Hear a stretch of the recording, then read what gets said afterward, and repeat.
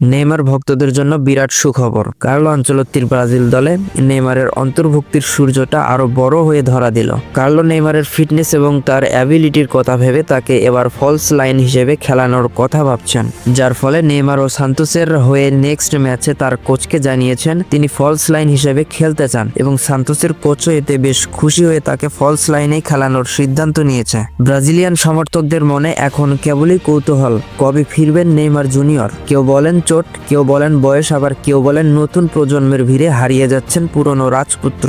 কিন্তু আনচেলত্তি তিনি ছিলেন বরাবরই নীরব। নেইমারকে নিয়ে কোনো মন্তব্য, কোনো ইঙ্গিত কিছুই দেননি এতদিন।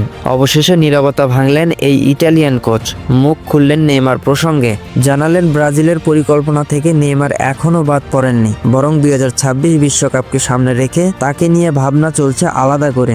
এক সাংবাদিকের প্রশ্নের উত্তরে কার্লো আনচেলত্তি বলেন, নেইমার সম্পর্কে আমাকে সবচেয়ে বেশি জিজ্ঞাসা করা হয়েছে। এটা স্বাভাবিক, কারণ সে ব্রাজিল ফুটবলের একজন আইকন। সবাই চায় নেইমার আবার তার সেরা ফিটনেসে ফিরে আসুক। সিবিএফ কোচিং স্টাফ সবারই আশা সে দ্রুত নিজের টপ লেভেলে ফিরবে। এছাড়া সে রিপোর্টার আরেকবার আনচেলত্তিকে জিজ্ঞেস করেন, আমরা কি নেইমারকে বিশ্বকাপে দেখতে পাবো, কি মনে হয় আপনার? সেই প্রশ্নের জবাবে কার্লো আনচেলত্তি বলেন, অবশ্যই। সত্যি বলতে বর্তমান ফুটবলে অনেক কিছুর প্রয়োজন হয়, শুধু প্রতিভা থাকলেই নয়, বিশেষ করে শারীরিক সুস্থতা এবং উচ্চ তীব্রতার সাথে খেলা। আমরা আশা করছি নেইমার যখন তার ফুল ফিটনেসে ফিরবে তখন সে দলের সেরাটা দিতে পারবে। এছাড়াও নেইমার যে কার্লো আনচেলত্তির পরিকল্পনায় ভালোভাবে আছেন সেটা বোঝা যায় তার কথায়। ইতিমধ্যে কার্লো ভেবেছেন নেইমার যখন দলে ফিরবে তখন কোন পজিশন থেকে সে দলকে সাহায্য করবে। এ ব্যাপারে কার্লো আনচেলত্তি জানান, আমি মনে করি নেইমারকে আরো কেন্দ্রীয় পজিশনে খেলানো উচিত, কারণ আধুনিক ফুটবলে উইঙ্গারদের শুধু আক্রমণ নয়, রক্ষণেও কাজ করতে হয়। কিন্তু যখন কোনো খেলোয়াড় একটু ভেতরের দিকে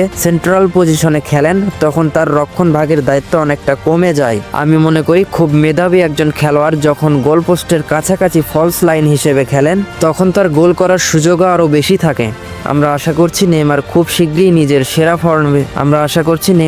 শীঘ্রই তার সেরা ফর্মে ফিরে আসবে এবং বিশ্বকাপে ব্রাজিল দলকে সাহায্য করবে। দীর্ঘ ইনজুরির পর প্রত্যাবর্তনটা সহজ হবে না, কিন্তু নেইমারের মতো জাদুকরের ক্ষেত্রে অসম্ভব কিছু নয়। এক সময় যেমন বার্সেলোনা পিএসজির মাঠে জাদু দেখাতেন, আবারও সেই জাদু দেখাবেন বিশ্বকাপের মঞ্চে। 2026 বিশ্বকাপে আনচেলত্তির পরিকল্পনায় নেইমার এখনো গুরুত্বপূর্ণ নাম। এখন তাকে দলে ডাকছেন না, এটা হয়তো সাময়িক বিরতি, কিন্তু সমাপ্তি নয়। যদি নেইমার আবারও নিজের পুরনো ছন্দে ফিরে আসতে পারে, যদি ইনজুরি তাকে আর আটকে না রাখতে পারে, তবে 2026 বিশ্বকাপে ব্রাজিলের জার্সিতে আবারও দেখা যাবে নেইমার জুনিয়রকে। নেইমারের অনুপস্থিতি শুধু মাঠে নয়, ব্রাজিলিয়ান ফুটবলের আবেগে ও শূন্যতা তৈরি করেছে। ভিনিসিয়াস, রদ্রিগো কিংবা এস্তেভাওরা এখন ব্রাজিলের ভবিষ্যৎ, কিন্তু নেইমার সে আবেগের নাম যিনি এই প্রজন্মের ফুটবলারদের স্বপ্ন দেখিয়েছিলেন। যদি আনচেলত্তির হাতে থাকে অভিজ্ঞতা, তবে নেইমারের পায়ে আছে জাদু। দুজনেরই বন্ধনে হয়তো 2026 সালে ব্রাজিলকে আবারও বিশ্বকাপ জয়ের স্বপ্নে এগিয়ে নিতে পারে।